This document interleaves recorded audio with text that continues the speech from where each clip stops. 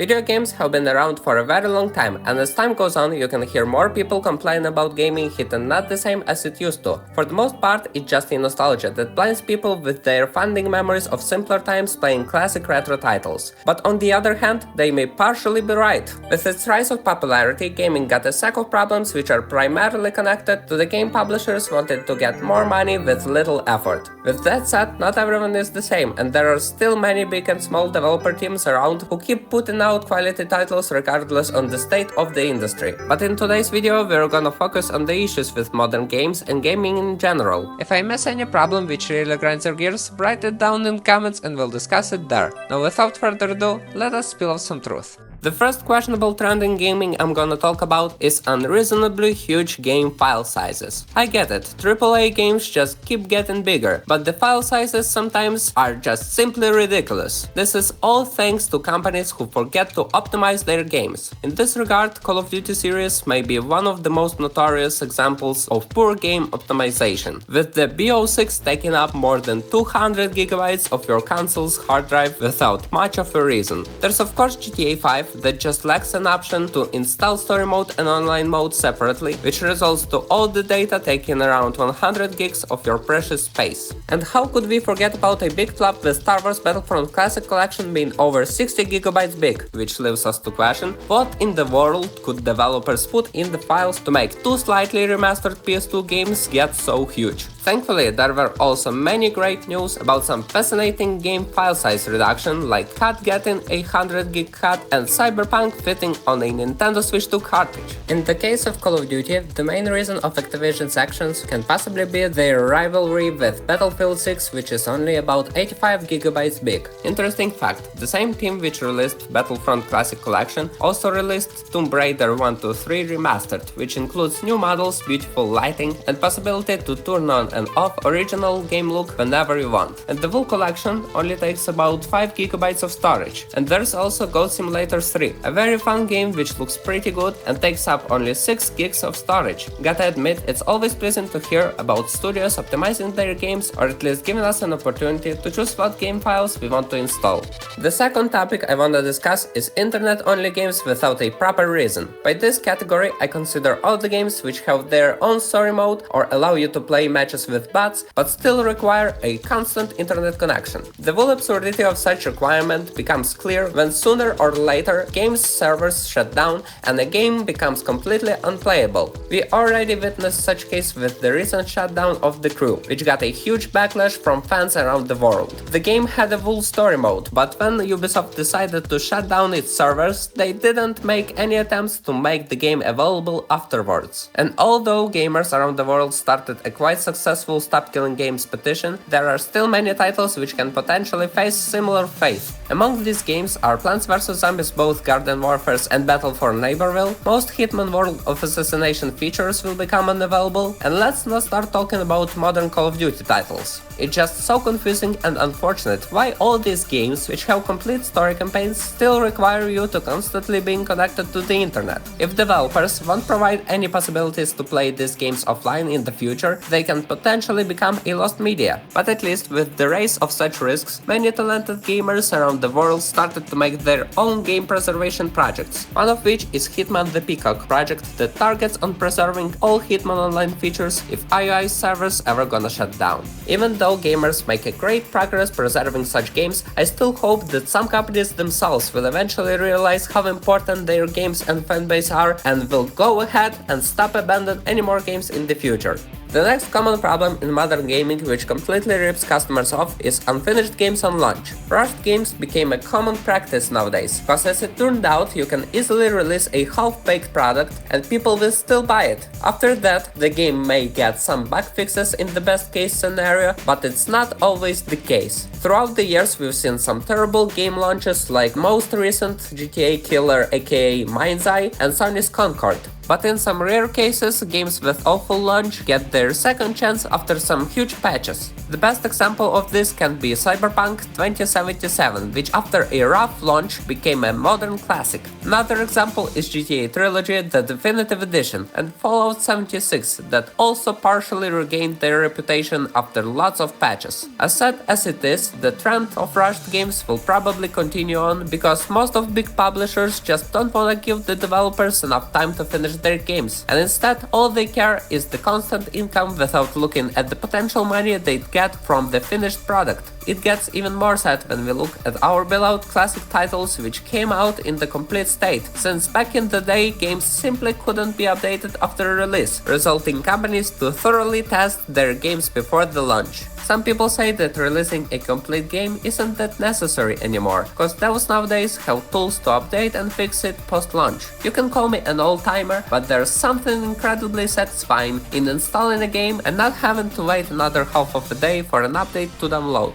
Nevertheless, I'd be very glad if more publishers started to value their developers. I don't wanna see another Saints Row incident, when the Volition got shut down because of their publishers that been constantly changing their minds on how the new Saints Row game had to be.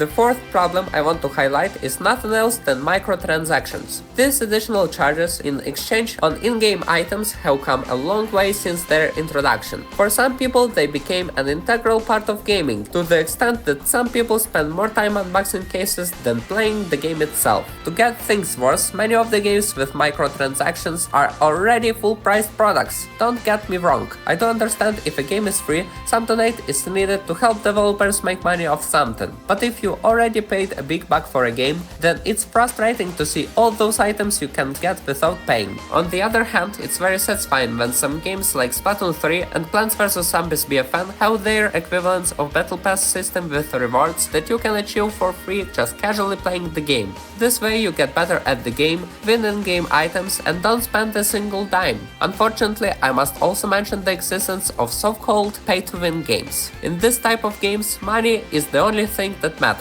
More you pay, more overpowered characters and items you have. Most of them are mobile games, but I do think that even some of the most popular games have this problem to some extent. Let's take a GTA Online with its Oppressor Mark II as an example. Owning this vehicle allows you to ruin the fun for everybody in the same session. Although I talked about microtransactions in such a bad light, there's one form of in-game payments I don't have any problem with, and it is story DLCs. I'll even go on and say that I absolutely adore them. There are many great and fairly priced game expansions like GTA 4's TBOGT and TLAD, God Simulator 3 Multiverse of Nonsense, review on which awaits you on my channel, Splatoon 2 Octo Expansion, RDR's Undead Nightmare, and many more amazing game expansions that bring a full bunch of new things to the table. But even they seem to fade away as publishers smell more profits from selling in-game currency than spending more time crafting brand new stories. The next gaming trend we are gonna discuss is the Remake Overflow. We already observe such tendency in the movie industry, where every day you can hear about another useless reboot or remake of a classic film. But as it turns out, gaming is no different. We keep constantly getting the same stuff in an updated look in a form of remake or a remaster. Let's take PlayStation for example. Sony's got so many legendary franchises in their back pocket, like Ape Escape, Little Big Planet, Jak and Daxter, Sly Cooper, and many more fascinating games. But instead of making new entries and reviving these franchises, they just keep needlessly re-releasing The Last of Us and Uncharted. And to get things worse, many remakes which come out today, instead of making games better, in many ways worsen them instead. Some of them have missing content, and some of them don't even go through some basic testing and quality control. We've already seen it with previously mentioned GTA Trilogy The Definitive Edition, Warcraft 3 Reforged, and somewhat questionable Resident Evil 3 Remake. And don't get me wrong, I understand how important important it is to preserve old games and make them available on modern platforms. But I'd rather pick a slight remaster or port to do the thing instead of a complete reimagination of the original. Nonetheless, I gotta say, I'm eagerly waiting for Rockstar Games to put out a GTA 4 port on PS5, so we'll be able to enjoy this masterpiece of a game on a modern platform with a better performance. And I also gotta give credit to the fantastic remakes and remasters we got throughout the years, like Resident Evil on the GameCube, Crash Bandicoot Insane Trilogy, Spyro Reignited Trilogy, and the recent Metal Gear Solid Delta Snake Eater wasn't bad either, although I think the original game still has a better atmosphere. But I'll forgive Konami this time because they went on and put our Astro in the game. Despite that, I still think it'd be better if more developers were making sequels to our beloved but forgotten video game franchises than remaking and re-releasing the same stuff all over again.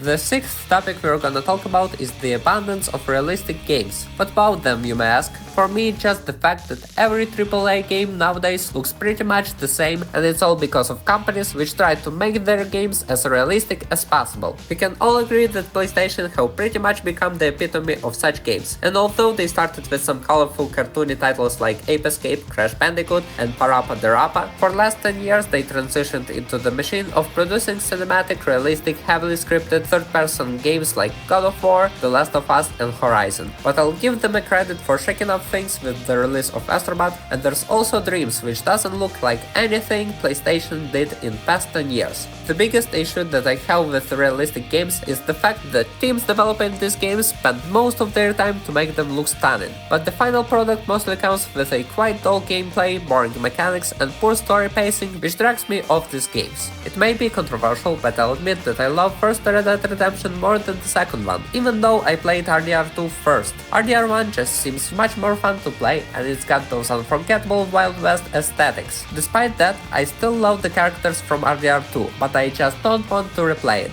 With that said, there are many incredibly looking games which are actually fun to play, and if the game is realistic, it doesn't mean it's boring. So have fun and play whatever you like. Another common problem with gaming is the absurd game price tags. To be honest, gaming has never been the most affordable hobby, but these days you can hear more and more people complaining about some recent price increases that some big companies like Nintendo and Xbox applied to their products. We talk about AAA titles like Mario Kart World and Call of Duty going for $80, and even 5 years old Xbox Series X and S getting a ridiculous price increase. Even Sony made a $50 price increase instead of a logical price drop after 5 years of PS5 being on the market. But as much as prices go up, there are still plenty of great value games being released which are fairly priced at around $50 price point. Among them are some phenomenal titles like Clair Obscur Expedition 33 and Mafia the Old Country that go only for $50, Pirate Yakuza in Hawaii which goes for $60, and the most recent Hollow Knight Silksong which goes only for $20. Even Nintendo, despite pricing Mario Kart for mind-blowing $80, they ended up pricing one of the best games of 2025, Donkey Kong Bonanza, for $10 less. So we still have plenty of big titles coming out at more or less affordable price. So there's still hope.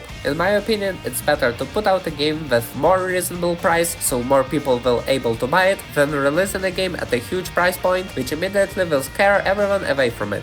And the last racing problem I wanna discuss in today's video is games not being included or being partially included on the disc. It became a hot topic after the release of Switch 2 and the introduction of keycards, but let me tell ya that it was already a thing on other platforms for a long time. I must notice that this problem is not as big as many people make it seem so. I can bet if you pick up most of single-player games from your collection, turn off the internet and put the disc in, it will most likely start the installation and in few minutes you'll be ready to go. But it's not always the case, cause we've got some bad examples of games like Call of Duty that put a few pathetic megabytes on the disc and then force you to download the rest from the internet. Which is pity, considering the huge amount of data that PS5 disc can fit. Similar thing happened to the new Indiana Jones game, which requires internet to download the rest of the data. Previously mentioned Nintendo Switch 2 keycards are basically the same thing. They have a small amount of data so you can start the downloading process. And unfortunately, many Switch 2 games games which could have been released full on a cartridge used this practice instead. Even Sega started utilizing keycards with their new releases like Yakuza 0 Director's Cut and Sonic X Shadows Generations, but luckily their newest game Sonic Racing Crosswords is confirmed to be released on a normal Switch 2 cartridge. But there's one form of game releases even worse than these: the games which only include a paper sheet with a download code. But at that point I am not sure how to justify such a release at all. For the conclusion, I wanna say that even with all these problems in current industry, there are still a lot of great games coming out every day. You just need to get your eyes off all the bad things and concentrate your attention on searching for some new titles. There's many new games released this year that you might have missed, such as phenomenal couch co-op game Split Fiction, a remaster of a legendary PS1 platformer Krog the Legend of Gobus, Hollow Knight Silksong, Doom the Dark Ages, Mafia the Old Country, Clair Obscur Expedition 33, Donkey Kong Bonanza, Like a Dragon Pirate Yakuza in Hawaii, Metal Gear Solid Delta Snake Eater, and many other wonderful titles waiting for you to play. As you see, although problems do exist, we still got plenty of stuff to play. All we have to do is to play the games we love and show our support to their developers. Maybe this way companies will focus on quality of the games instead of their quantity. Write down in the comments what problems in modern gaming are the most significant in your opinion, and we'll discuss them together. If you enjoyed watching this video, tap the like button and subscribe to my channel for more content like this. As always, it was Persona. See you in the next video.